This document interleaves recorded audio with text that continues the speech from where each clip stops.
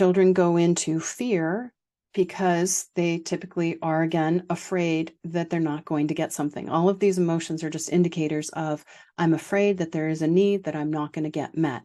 And so with fear, they're afraid that they're not going to be safe, they're not going to be loved, they're going to be abandoned, they're going to be shamed.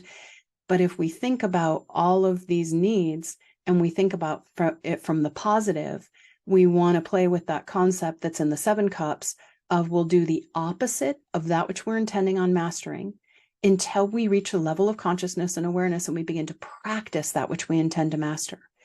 So when we have fear, we are trying to retrieve responsibility for meeting this need deep in the core.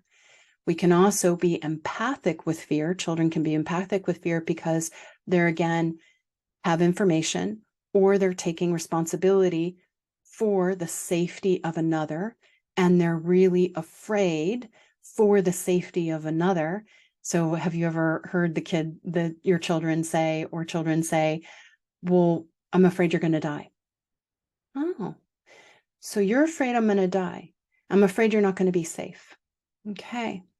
So then as the parent, you'd want to say to yourself, am I holding responsibility for my child's safety?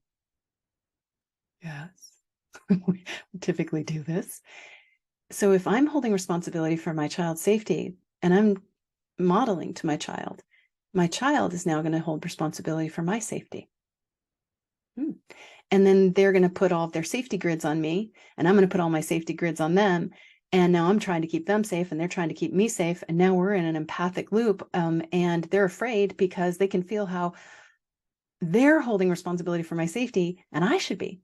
And so you might say to the child, you're afraid that I'm not going to be safe.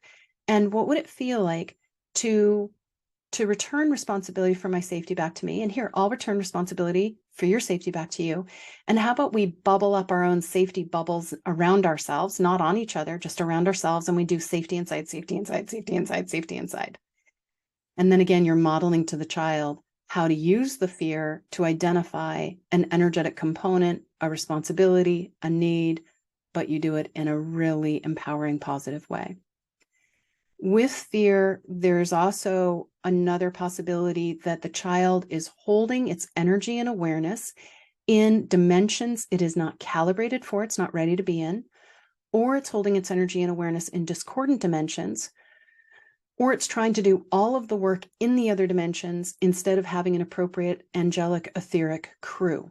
So when kids come into this world, they are multidimensional beings. We're all multidimensional beings.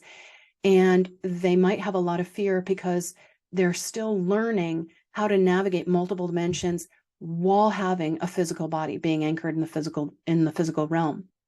So you would say to them, well, you're in a physical body, little soul child, and you exist on lots of floors. And what would happen if you had a huge crew around you that's holding safety and support? And all you have to do is have your clipboard, your headset, your pencil, your lounge chair, your lemonade, and you're just telling them what to do and no heavy lifting. Because you're down here in the physical dimension. That's hard enough. Just tell your people what to do. And then the kid's like, yeah, I'm just going to kick back and tell my people what to do because you're doing cool stuff on the higher floors. So start bringing in this conscious awareness of, yeah, we do exist on lots of different floors, not just the lobby. Lobby's boring after a wee while. So help them become more aware of these other dimensions that they're in, and then say to them, okay, well, all these nightmares that you're having, all these fears that you're having, are you hanging out on a floor with meanies? What would happen if you hung out on a floor with nice people, nice beings, lovely beings, happy beings, laughter? It's your call. I like hanging out on floors with lovely people. And so then they just start to energetically be more discerning of hold energy and awareness in harmonic dimensions. So there's this whole thing, and part of this masterclass will be a book, and the book is